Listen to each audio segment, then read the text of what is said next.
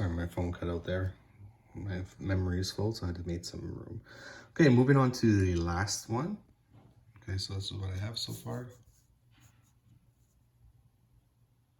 Okay, so our last one is called the absolute value function. The absolute value. So it looks kind of funny, but it's not actually very difficult. So it's an x here, and we have these kind of bars on this side of it. They're just straight lines.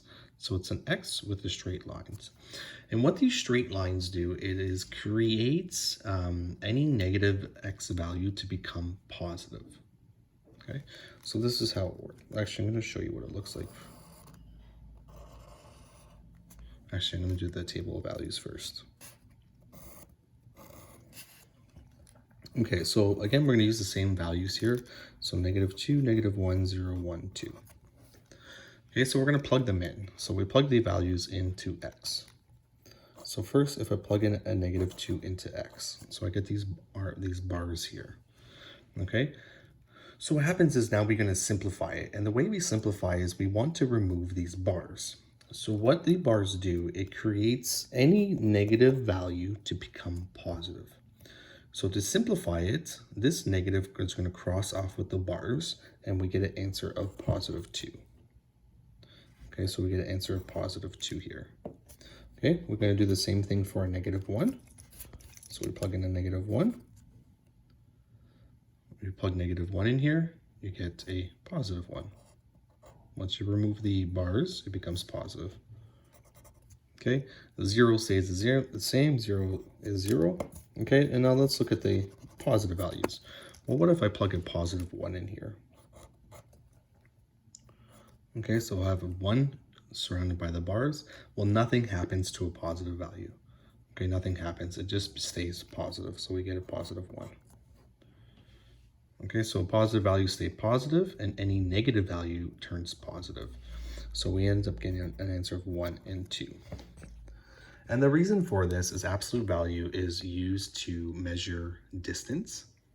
So sometimes when people go, if you go forward, we call it positive distance. If you go negative, well, you can't really have a negative distance. You just go backwards. So what happens if you say this is the negative distance, what it is, you're actually just going the other direction. So it's actually a positive distance. We don't have a negative distance, but that's something you learn in grade 12.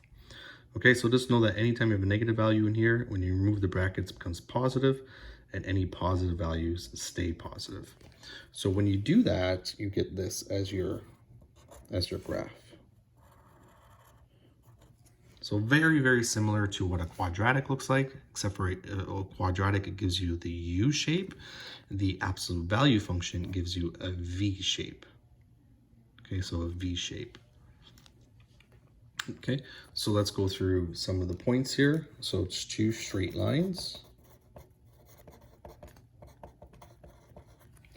that go in opposite directions.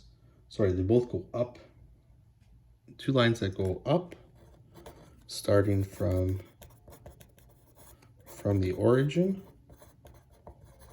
So I notice that all these somehow have to do something with deal with the origin, except for the reciprocal function. So this starts at the origin, this starts at the origin, this one starts at the origin, and this one crosses through the origin, and then this one does not. Okay, so again, the vertex is at the origin. Origin is 0, 0. And it's in quadrants 1 and quadrant 2. So quadrant 1 and quadrant 2. Okay, and lastly, the y has a minimum value. Y has a minimum, so it's the same points here as the quadratic.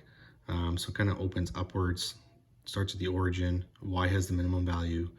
Don't worry about axis symmetry, and it's in quadrant 1 and 2. So domain and range will also be the same for a absolute value.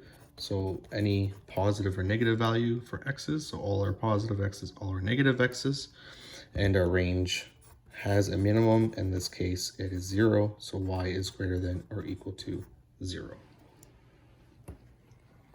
Okay, so those are the functions. I know at first they seem a little bit weird, but if you practice in one graphing, that is not too bad.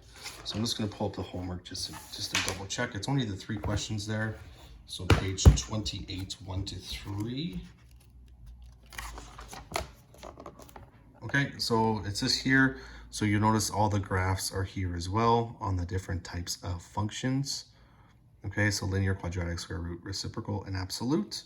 So there's just some here. They want you to graph certain things and they say what's in common, what's different.